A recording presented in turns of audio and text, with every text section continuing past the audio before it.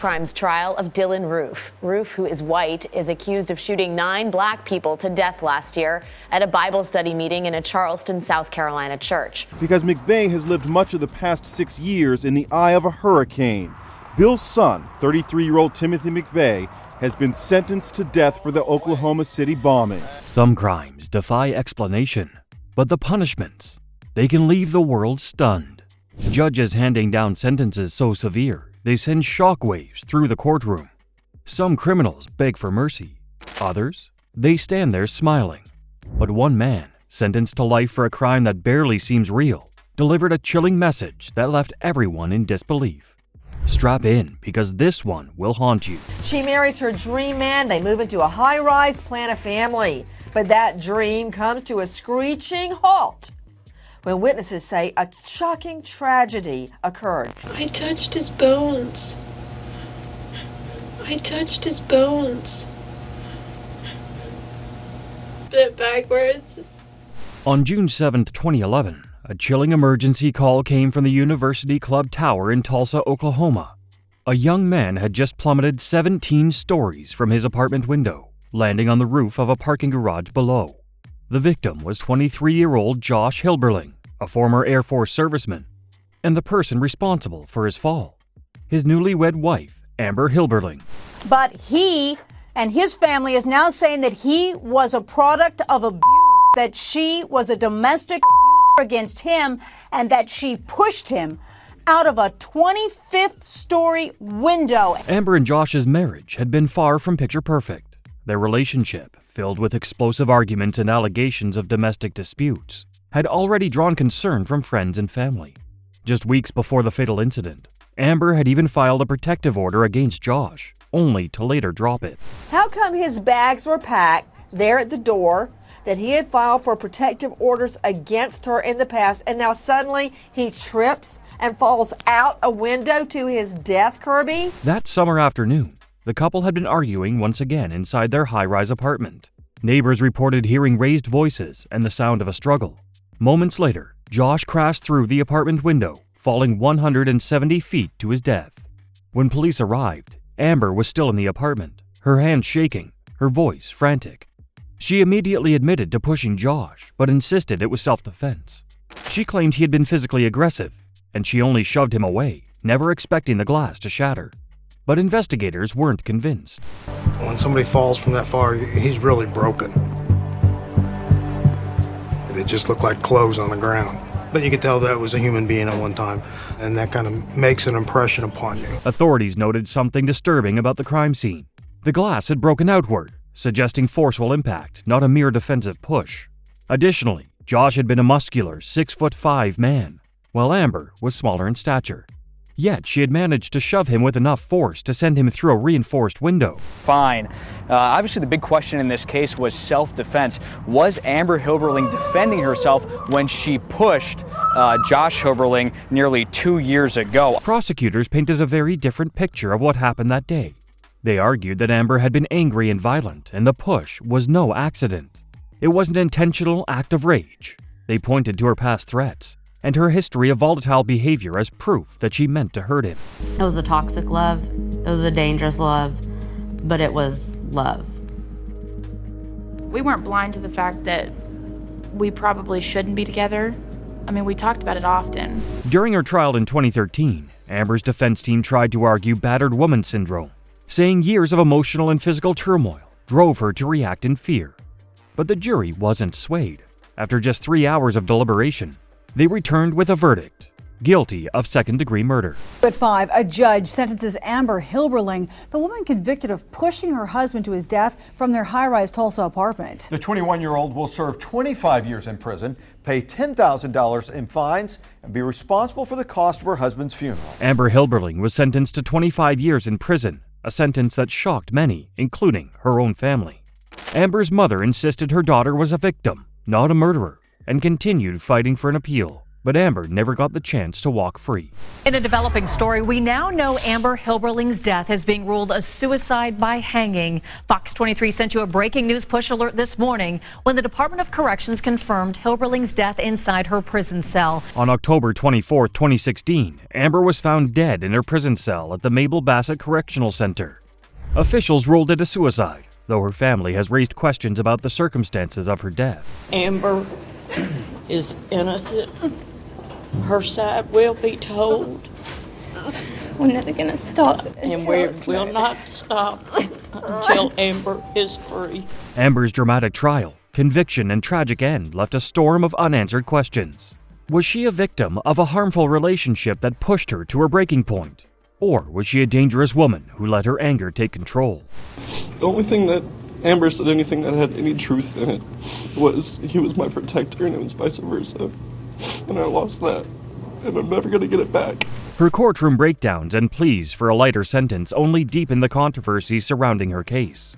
In the end, the justice system had its say, but the debate over who the real victim was continues to this day. Amber's fate was sealed from a single recording, but what if an act of desperation cost you your entire life? One man's $9 crime led to a devastating sentence that left the world in shock. And once you hear his story, you won't believe the punishment. An Alabama man is in prison without the possibility of parole because he stole $9. He can't have a career. He can't have a family. I mean, everything has already been taken away from this man. His life is taken away. In 1982, a routine mugging in Alabama turned into a life sentence with no parole for Willie Simmons. At 25 years old, he was convicted of first-degree robbery for wrestling a man to the ground and stealing his wallet, which contained just $9. It wasn't the first time he'd been arrested, but no one expected this crime to be his last taste of freedom. He tackled a man, wrestled him to the ground to steal his wallet. Inside, there was a paltry sum of $9. What should have been a petty crime with a short sentence instead became a shocking example of Alabama's habitual offender law, a policy that would lock Simmons away forever. Simmons had previously served nearly 10 months in 1975 and just shy of 16 months in 1979. Simmons had 3 prior convictions, all related to nonviolent theft and substance-related offenses. He had struggled with substance dependency since his teenage years, a battle that led to a series of low-level crimes. But under Alabama's 3 strikes law, his previous offenses made him eligible for the harshest punishment possible. In a trial that lasted a mere 25 minutes for the whole trial, Simmons was convicted of first-degree robbery. When he stood before the judge, there was no sympathy, no second chances. Prosecutors pushed for life in prison, arguing that Simmons was a habitual offender beyond rehabilitation. The judge agreed, handing down a life sentence without parole, meaning Simmons would never get the chance to walk free again. Because of his previous convictions, he was treated as a habitual offender and given the maximum sentence, life, without the possibility. Simmons was sent to Holman Correctional Facility, one of Alabama's toughest maximum security prisons, a place usually reserved for the most violent criminals. For over 40 years, he has watched murderers, rapists, and violent criminals serve their time, get parole, and walk free, while he remains behind bars for a crime worth less than a fast food meal. His time in prison has been a never-ending battle. He has no legal representation, no family support, and no access to appeals. With no money to hire a lawyer, his case slipped through the cracks, and he became just another forgotten inmate in the system. Despite this, Simmons has never given up hope. He spends his days reading, exercising, and writing letters, hoping that one day someone will fight for his freedom. Vincent Simmons! Time to let him go, y'all! Vincent Simmons! When the shackled Vincent Simmons arrived at the Avoyelles Parish Courthouse in a prison van, he was carrying a Bible. Decades later, Simmons' story finally gained national attention. In 2019, a local journalist interviewed him, bringing his case back into the public eye. Outrage spread. How could a nonviolent offender spend decades behind bars while dangerous criminals walked free? Petitions were started, activists fought for his release, and pressure mounted on the justice system. Finally, after over 40 years behind bars, Willie Simmons was granted his freedom. His release became a symbol of long overdue sentencing reform proving that the fight for justice can still make a difference. Welcome back to CBS Mornings. We have a big update today in the case of a man who has spent decades arguing he's been wrongly imprisoned. After more than 44 years, Vincent Simmons is now a free man. For over 4 decades, Willie Simmons lived in a 6-by-8-foot ceiling, knowing his entire life had been taken for a single mistake. The justice system had labeled him a career criminal, but to many, he was a victim of an unforgiving system. Where at sunset, Vincent Simmons walked out of the place he has been held in since he was 25 years old. Hey, man, I want Now, after spending the majority of his life locked away, Simmons walks free, but the damage has already been done. His case stands as a harsh reminder of the flaws in mandatory minimums and the habitual offender law. While he was finally given a second chance, the question remains, how many others are still waiting? A $9 crime led to life in prison, but what happens when a crime is so brutal, no punishment feels enough? Our next case is one of the most horrific home invasions in history, a nightmare that still haunts the courtroom today. This weekend marks 10 years since one of the most horrific and brutal crimes to ever happen in Connecticut, the Cheshire home invasion. They killed sisters Haley and Michaela Pettit, as well as their mother, Jennifer Hawk Pettit, and the father, William Pettit, was left to die in the basement of that home. It was supposed to be a peaceful summer night in Cheshire, Connecticut, but inside the Pettit family's quiet suburban home, something sinister was about to unfold. By morning, the house would be reduced to ashes, and an entire family, except for one survivor, would be lost in one of the most horrific home invasions in modern history. It made headlines around the world, but it began in the middle of the night with 2 ex-cons attacking Dr. William Pettit in his Cheshire home. Bob Picozzi was working the early shift and went right by the Pettit house. Stephen Hayes and Joshua Komisarjevsky were career criminals fresh out of halfway houses, searching for their next target. That afternoon, they spotted Jennifer Hawk Pettit and her 11-year-old daughter Michaela at the supermarket. They followed them home, watching, waiting. Joshua Komisarjevsky had become friends at a halfway house where they attended AA meetings. Desperate for money, they came up with a plan. Police say the pair had a couple of drinks and targeted the Pettit home. In the dead of night, the 2 men broke into the house while the family slept. The first to wake was Dr. William Pettit, dozing on the couch. Before he could react, they were on him, bludgeoning him with a baseball bat until he was barely conscious. They tied him up in the basement, leaving him to bleed out alone in the dark. Upstairs, Jennifer and their daughters, 17-year-old Haley and 11-year-old Michaela, woke to sheer terror. They were bound, gagged, and at the mercy of 2 men who had no intention of letting them go. So Hayes took Jennifer to withdraw cash. She can be seen here in this bank surveillance video. We have a lady who is in our bank right now who says that her husband and children are being held at their house. At dawn, Hayes forced Jennifer to the bank, ordering her to withdraw $15,000 while promising she and her daughters would be set free. But as she stood at the counter, her hands shaking, a bank teller sensed something was horribly wrong and quietly alerted the police. Instead of storming the house, officers waited. They set up a perimeter, hoping to catch the men as they left. But that hesitation cost 3 lives. Hayes stopped at a gas station and filled up containers with gasoline. The attendant also testified Wednesday. My skin crawls. I feel nothing but disgust about the whole situation. Inside, Hayes and Komisarjevsky escalated their cruelty. They strangled Jennifer to death before dousing the house in gasoline. With Michaela and Haley still tied to their beds, they set the home on fire. Smoke was pouring from the windows of the Pettit house. Fire crews responded almost immediately and were the first ones through the door. What they saw inside will likely be seared into their minds forever. Meanwhile, Dr. Pettit, beaten, bloodied, and barely alive, somehow managed to break free.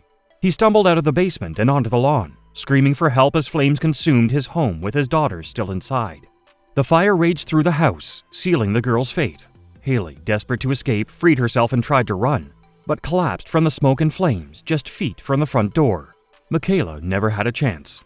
Hayes and Komisarjevsky attempted to flee in the Pettit's SUV, but were caught just down the road.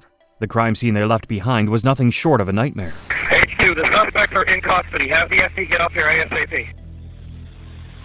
That's a roger. They are on their way, and they are notified that the suspects are in custody. They will be looking for the 2 female parties in the house. Both men were sentenced to death, But in 2015, Connecticut abolished the death penalty, converting their sentences to life without parole. And then the jury foreperson standing and saying the word guilty 17 times. Joshua Komisarjevsky showing no visible reaction. But in the front row, Dr. William Pettit and his family shedding silent tears. And yet, the realization. The courtroom fell silent as the details of the sadistic, remorseless crime were laid bare. Jurors wept. The judge didn't hold back, calling the crime the embodiment of evil. I was glad for the girls that there was justice, because I think it's a just verdict. But mostly I was sad for the loss that we have all suffered. Dr. Pettit sat motionless, his face blank, as he listened to how his entire world had been taken from him. But he refused to let that be the end of his story. He later remarried, started a new family, and created a foundation in his wife and daughter's names, ensuring their memory would never be forgotten. A crime so brutal it shook the nation. But what happens when a single act of revenge turns into the deadliest domestic attack in U.S. history? Our next case takes us to Oklahoma City, where one man's twisted mission led to mass destruction. Smoke and debris and fire on the ground. We'll have to bank around to the other side so I can get a better view of it. Ow. Holy cow. About a third of the building has been blown away. It remains the worst act of domestic terrorism in American history, perpetrated by one of our own, a decorated Army veteran of the First Gulf War. April 19, 1995. Downtown Oklahoma City was alive in the morning rush. Parents dropped their children off at daycare. Office workers poured their first cups of coffee, and the day moved along like any other. Then at 9:02 a.m., the city erupted.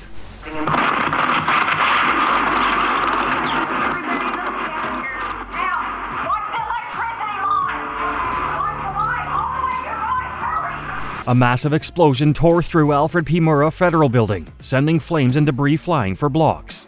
Within seconds, 168 people were dead, including 19 children. More than 600 others were left injured.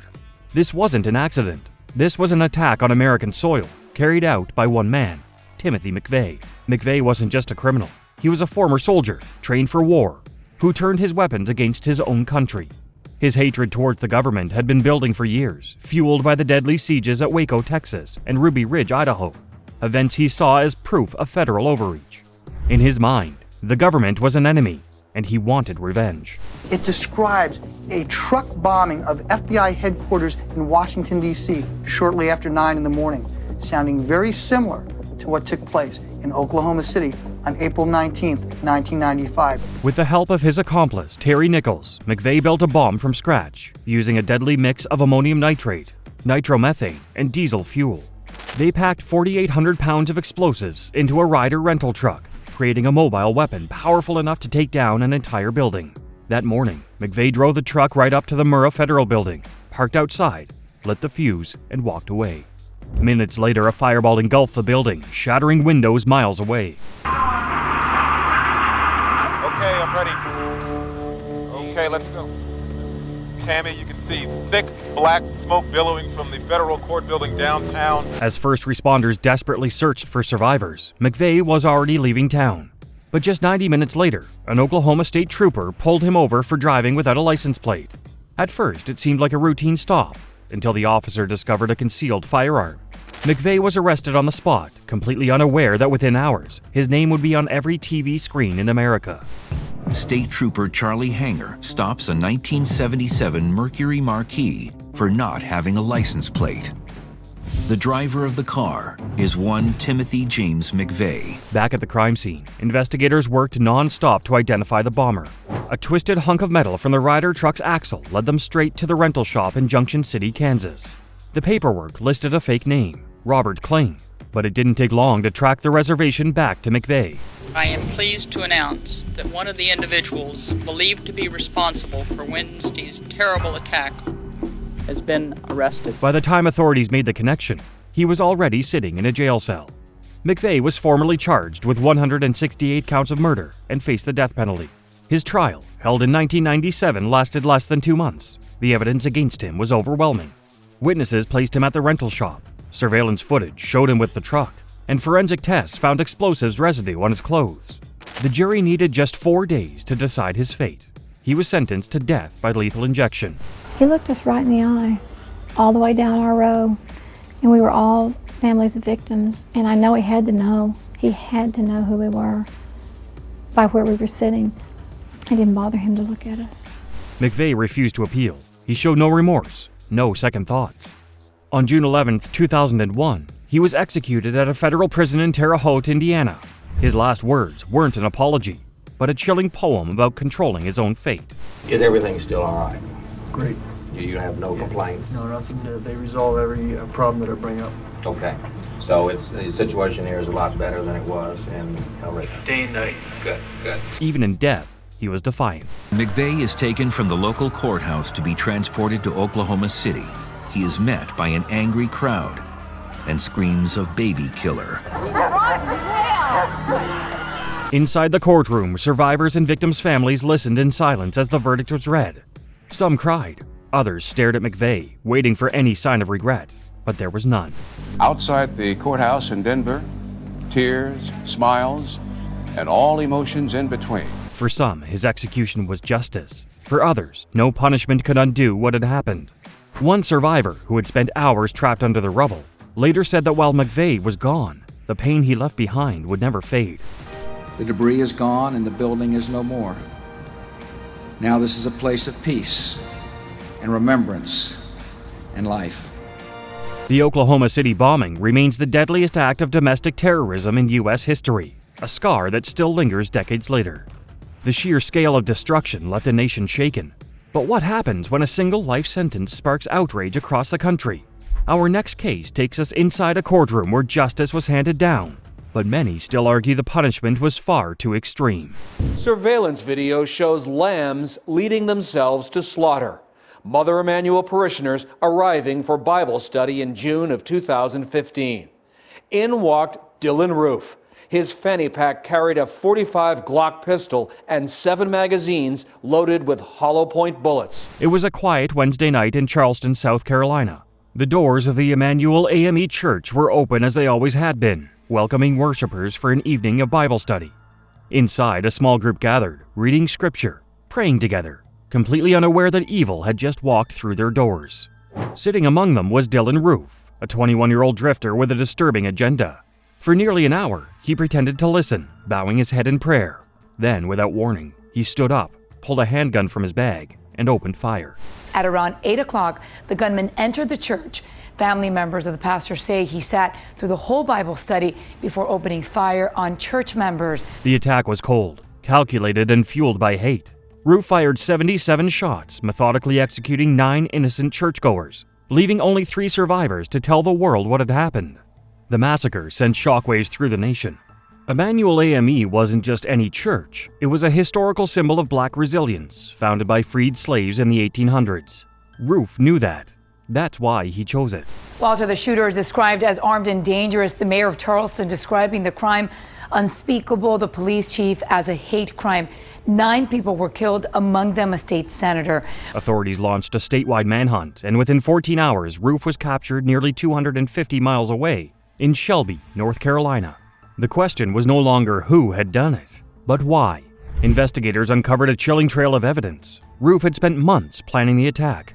He had written a manifesto filled with racist ideology, calling for a race war. His social media was littered with images of him posing with weapons, the Confederate flag, and Nazi symbols. He had specifically chosen Emmanuel AME Church because of its deep history in the civil rights movement. Despite the overwhelming evidence, Roof showed no remorse. When questioned by police, he laughed about the massacre. He even told them he almost didn't go through with it because the church members had been so kind to him. But in the end, his hatred won. Roof was charged with 33 federal crimes, including hate crimes, murder, and obstruction of religious freedom. The case moved to trial, and in December 2016, after just 2 hours of deliberation, the jury found him guilty on all counts. During the sentencing phase, Roof represented himself, refusing to call witnesses or offer any kind of defense. His only statement, that he felt no guilt and would do it again if given the chance. The jury returned with the harshest possible sentence, death.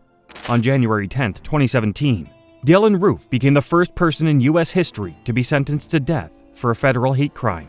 Inside the courtroom, survivors and family members faced Roof one last time. Instead of rage, many offered forgiveness, telling him they prayed for his soul. But Roof never looked up, never acknowledged their pain. I never talked to her ever again. I will never be able to hold her again. But I forgive you. His complete lack of remorse stunned even the most hardened legal experts. To this day, he sits on federal death row, locked away at USP Terre Haute, awaiting his execution. Up next, Joseph McEnroe, a case of calculated betrayal that turned a family gathering into a horrifying massacre. 911? There's been a murder. There's 3 people dead that I can see right now. Inside? I just came up. She works with me. Inside the house? Yes. What do you see? There's a baby and a man and a woman, and she's my best friend. On December 24, 2007, police received a chilling 911 call from a woman reporting a mass murder in Carnation, Washington. The victims, 6 members of the Anderson family spanning 3 generations, were brutally killed. The tragedy devastated the small town as Wayne and Judy Anderson, their son Scott, his wife Erica, and their 2 young children, Olivia and Nathan, lost their lives. Christmas Eve 2007, a time meant for joy in family gatherings, turned into a nightmare for the Anderson family in Carnation, Washington. Michelle Kristen Anderson, the youngest daughter of Wayne and Judy Anderson, arrived at her parents' home with her boyfriend, Joseph Thomas McEnroe. But instead of holiday cheer, they brought a sinister plan. Michelle harbored deep resentment towards her family, believing they had mistreated her for years. She felt her parents favored her brother, resented him for allegedly owing her money, and saw their treatment of her as unfair. These grievances festered into something unthinkable. Consumed by anger, she convinced McEnroe to help her carry out a horrific plan, driven by revenge and a twisted sense of entitlement. That afternoon, as Judy wrapped presents, Michelle attempted to shoot her, but her gun jammed. McEnroe quickly stepped in, fatally shooting both Wayne and Judy. Instead of fleeing, the couple cleaned up the scene and waited for the rest of the family, Michelle's brother, his wife, and their 2 young children, to arrive. When they walked through the door, chaos erupted. Michelle opened fire on her brother as his wife frantically tried to call 911, but McEnroe silenced her before she could. What followed was pure horror. Fearing the children might expose them, Michelle and McEnroe made an unthinkable decision. In a final act of cruelty, they took the lives of 2 innocent children, ensuring no witnesses remained. What should have been a night of togetherness became a haunting reminder of a family lost too soon. Wants something, she's going to go for it again and again and again, and this does not stop, unfortunately, when she kills her family. It continues even after she's in jail, right? When officers responded to the 911 call received by a friend, they found the gate locked. Seeing no signs of trouble, they left, unaware of the horror inside. The cries for help had gone unanswered, and a chance to save lives was lost. The murders went undiscovered for 2 days until Judy's best friend, Linda Thiel, went to the Anderson home and saw the bodies through the window, leading police to uncover the catastrophe. Both Michelle and Joseph were arrested after confessing to the killings. They were later convicted of 6 counts of first-degree murder, and each was condemned to life in prison. As the sentence was announced, Joseph breaks down in court and Michelle starts crying. Anderson, the result is pretty much preordained. With 6 consecutive sentences of life imprisonment without the possibility of release or parole. It's the opportunity to live out your life to its natural end. Convicted killer Joseph McEnroe broke down, grabbed his head, and cried. The emotional toll of the Carnation murders was devastating. A family's holiday celebration turned into a nightmare of betrayal, greed, and senseless violence. The community was left in shock, and the surviving relatives were forced to cope with the unimaginable loss of loved ones, especially at the hands of a close family member. The case highlighted the tragic consequences of unresolved conflicts and the destructive power of resentment. You wiped everybody out, and I'm really sad, and you have ruined my heart. Joseph's case proves how buried resentment can shatter a family. The next case unveils how a seemingly routine dumpster fire will leave a haunting impact on the entire neighborhood. I have sat here for a month and listened to what this animal did to their loved ones. There is no answer. On the morning of September 22, 2021, firefighters in Fort Worth, Texas responded to a routine dumpster fire. Expecting to find nothing more than burning debris, they instead uncovered a gruesome scene. Human body parts, badly burned, dismembered, and missing several limbs. The horrifying discovery quickly made headlines, shocking the nation with its sheer brutality. As investigators pieced together the evidence, they reviewed security footage from nearby businesses. The footage showed a man carrying large bins and dumping them into the dumpster. That man was soon identified as 44-year-old electrician's apprentice Jason Thornberg. But what detectives uncovered next was even more horrifying. When questioned by police, Thornberg showed no hesitation in confessing. He admitted to murdering 3 people: David Lueris, 42, Lauren Phillips, 34, and Maricruz Mathis, 33. But for him, these weren't just killings. He described them as human sacrifices. David Lueris, Thornberg's roommate at a motel in Euless, Texas, was his first victim.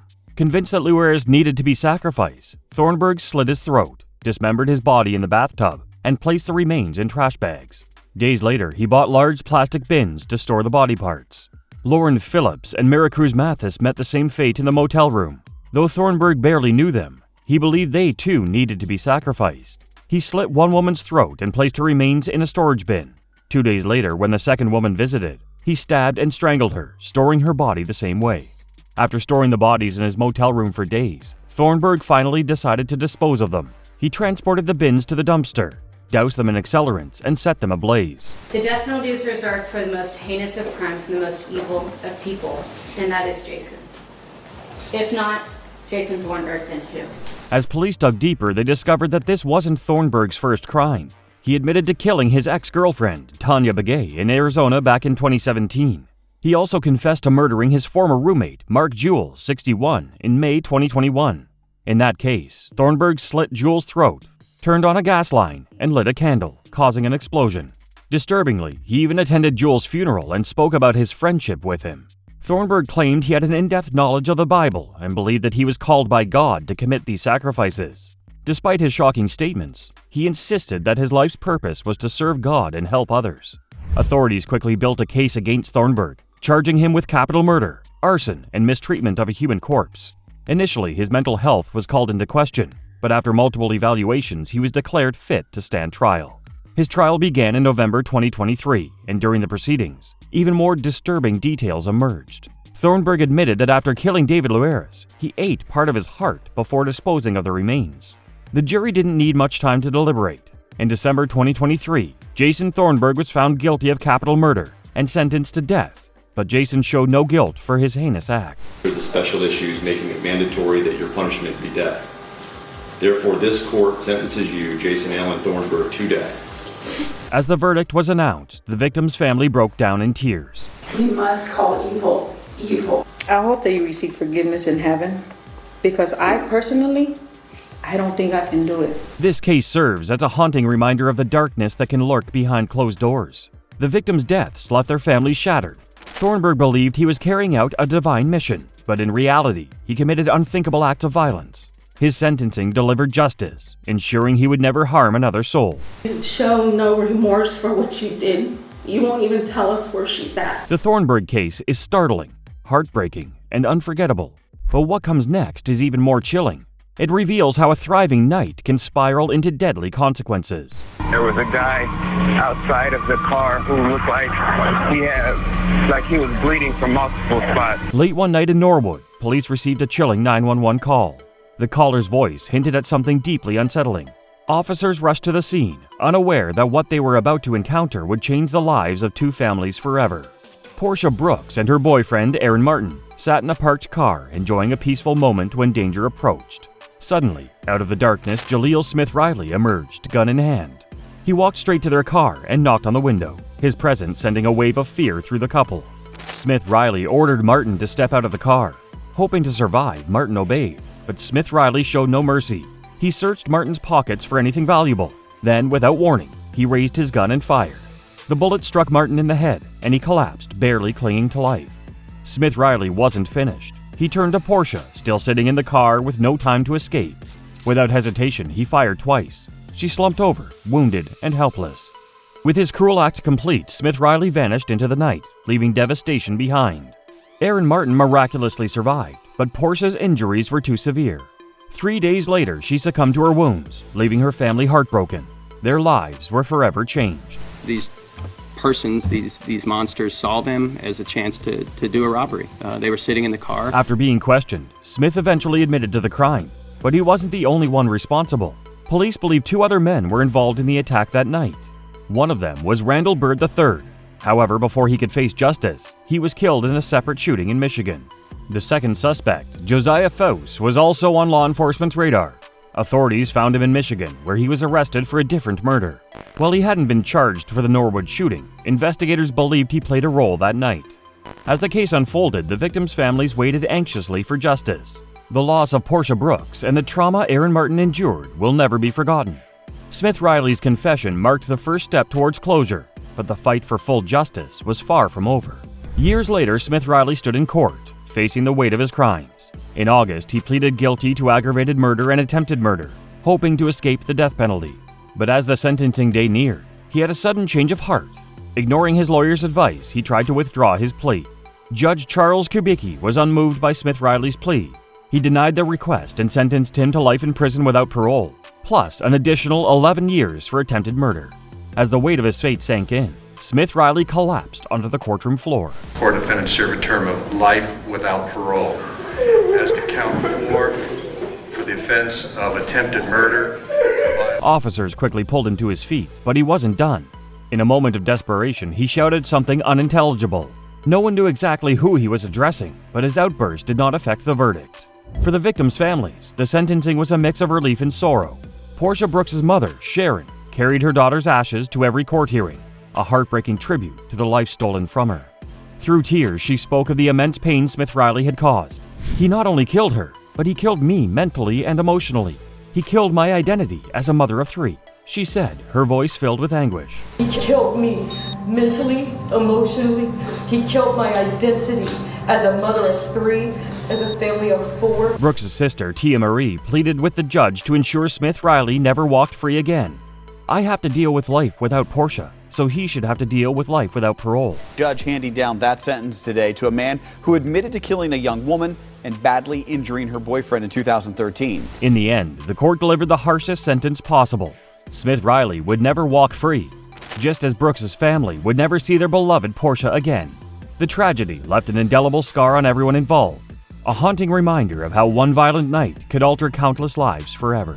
And when Portia was always together, they were young, they were in love, and they were happy. Jaleel's case shows a heart-wrenching loss and irreversible devastation. The next case shows how violence can strike anywhere, even in places we feel safe. Stop it. Look at the screen, sir. Yes. That's you shooting him? Yes. And you admit that you shot him in cold blood? Yes. On July 30th, 2019, an ordinary day at a Walmart in South Haven, Mississippi, descended into horror. Shoppers and employees were going about their routines when gunfire shattered the calm. Martez Abram, a longtime Walmart employee, entered the store and opened fire, killing 2 coworkers and injuring a police officer. That morning, 40-year-old Anthony Brown and 38-year-old Brandon Gales were working as usual when the unthinkable happened. Abram, employed at Walmart for nearly 20 years, walked in with a gun and began shooting. Panic spread as employees and customers scrambled for safety. Amid the chaos, Abram even attempted to set fire to the store, escalating the terror. Within minutes, South Haven police arrived and confronted Abram, ultimately shooting and subduing him. Investigators later discovered an AK-47 in his possession. One officer noted that if Abram had reached for the weapon, the AK-47 would have cut us in half at that distance. As the trial unfolded, prosecutors highlighted that Abram had no prior criminal record, but his eerie courtroom demeanor made his testimony all the more unsettling.